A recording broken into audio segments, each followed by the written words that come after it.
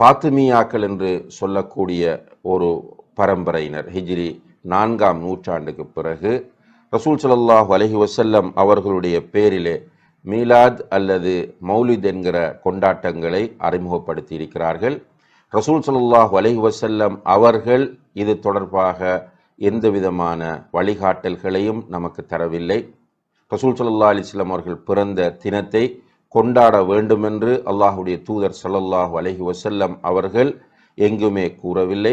ரசூல் ஸல்லல்லாஹு அலைஹி வஸல்லம் அவர்களுடைய காலத்தில் இருந்த சஹாபாக்கள் ரசூலுல்லாஹ் உயிரோடு இருக்கும் போது அவர்கள் ரசூல் ஸல்லல்லாஹு அலைஹி வஸல்லம் அவர்களுடைய பிறந்த தினத்தை கொண்டாடவில்லை.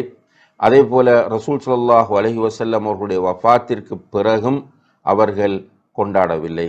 ரசூல் ஸல்லல்லாஹு அலைஹி வஸல்லம் அவர்கள் மனிதர்களிலே சிறந்தவர்கள், ஹைருன் நாசி கர்னி, மனிதர்களில் சிறந்தவர்கள் என்னுடைய காலத்தில் வாழ்ந்தவர்கள், நூற்றாண்டில் வாழ்ந்தவர்கள். சும்மல்லதீன யலூனஹும், பிறகு அதற்கு அடுத்த காலத்தில் வாழ்ந்தவர்கள். சும்மல்லதீன யலூனஹும், பிறகு அதற்கு அடுத்த காலத்தில் வாழ்ந்தவர்கள் என்று 3 நூற்றாண்டுகளை சிறப்பித்து சொல்கிறார்கள். இந்த 3 நூற்றாண்டுகளிலும் நபி ஸல்லல்லாஹு அலைஹி வஸல்லம் அவர்கள் பிறந்த தினத்தை கொண்டாடக்கூடிய அல்லது மௌலித் ஓதக்கூடிய ஒரு நடைமுறை இருக்கவில்லை என்பதை நடுநிலையோடு நாம் புரிந்து கொள்ள வேண்டும்.